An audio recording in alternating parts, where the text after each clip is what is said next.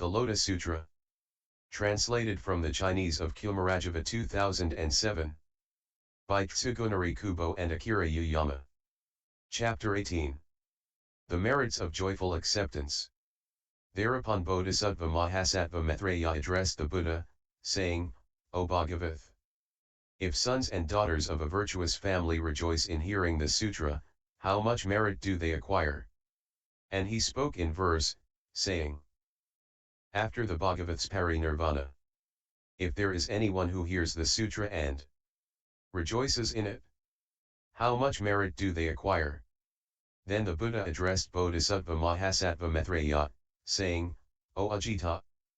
After the Tathagata's parinirvana, suppose those monks, nuns, laymen, and laywomen and other wise ones, whether old or young, having rejoiced in hearing the sutra, take leave of the Dharma assembly and go to other places, either dwelling in monasteries or tranquil places, cities, towns, villages, or forests, and teach what they have heard to their parents, relatives, good friends, and acquaintances according to the various capacities of these people.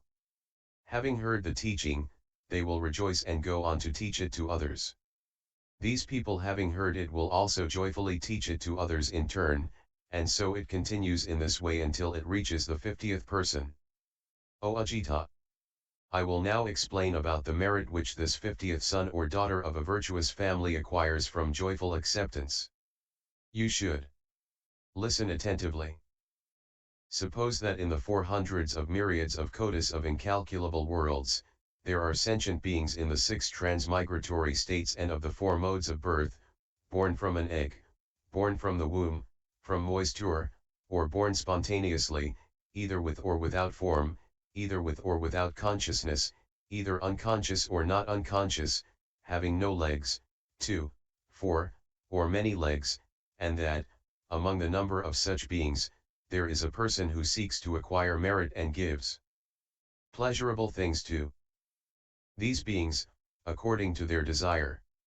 He gives each of those sentient beings gold, silver, lapis lazuli, mother of pearl, agate, coral, amber, and other treasures such as would fill this continent of Jambudvipa, as well as elephant carts, horse carts, and palaces and towers made out of the 7 treasures.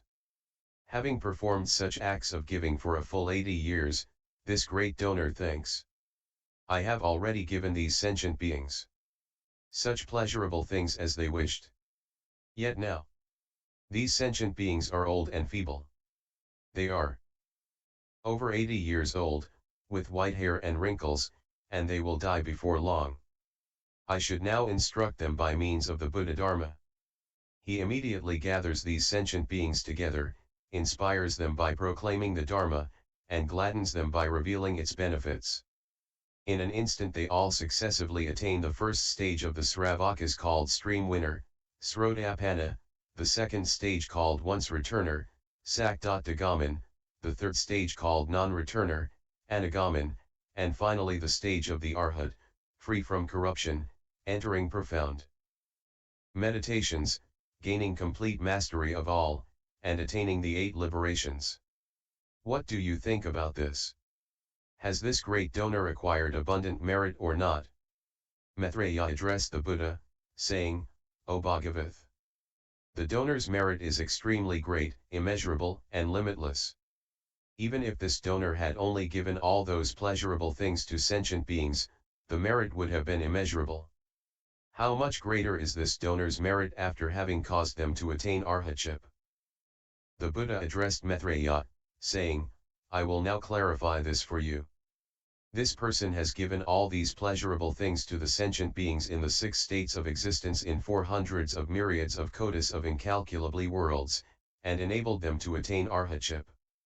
The merit he has attained cannot be compared with that of even the 50th person who, after hearing even a single verse of the Lotus Sutra, received it with joy. It would be even less than 100th, 1,000th, 100,000th of a myriad of a koti of that person's merit. O Ajita! In this way the merit attained by even the 50th person who rejoiced in hearing this Lotus Sutra is immeasurable, limitless, and incalculable.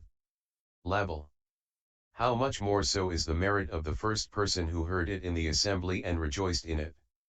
His merit is even greater, it is immeasurable, limitless, and incalculable, and is not to be apprehended through metaphor. Furthermore, O Ajita, if anyone approaches the monasteries in order to listen to the sutra and hears it for even a single moment, whether seated or standing, through this merit they will be reborn into a place where they will gain beautiful and excellent elephant carts, horse carts, palanquins made out of rare treasures, and will ride on a heavenly vehicle.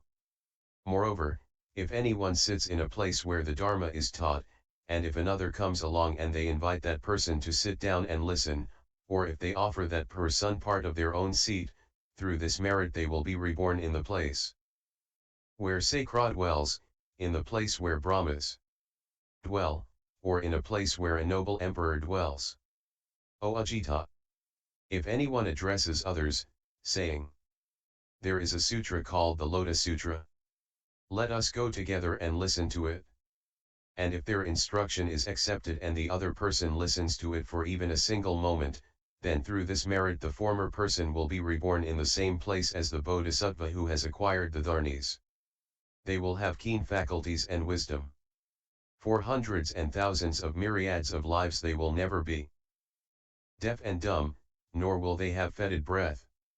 Their tongues will never be diseased, nor will they have diseases of the mouth. Their teeth will never be dirty, black, or yellow, nor gapped, nor will any be missing, irregular, or crooked.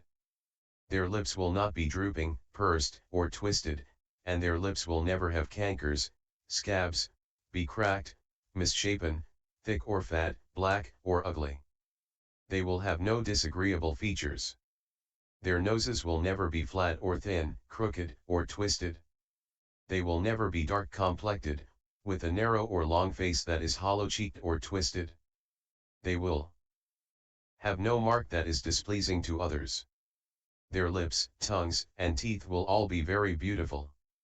Their noses will be long, high, and straight. Their faces will be round, their eyebrows arched and long. Their foreheads will be broad and even. They will thus have a perfect human countenance. Wherever they may be born, life after life, they will meet a Buddha, hear the Dharma, and accept the teaching. 47a. Look, O Ajita! The merit of that person who moved others to listen to the Dharma is like this. How much more is the merit of those who single-mindedly listen, teach, and recite the sutra, explain it for others in the great assembly, and practice as they explain to others. Thereupon the Bhagavat, wanting to elaborate on the meaning of this further, spoke these verses.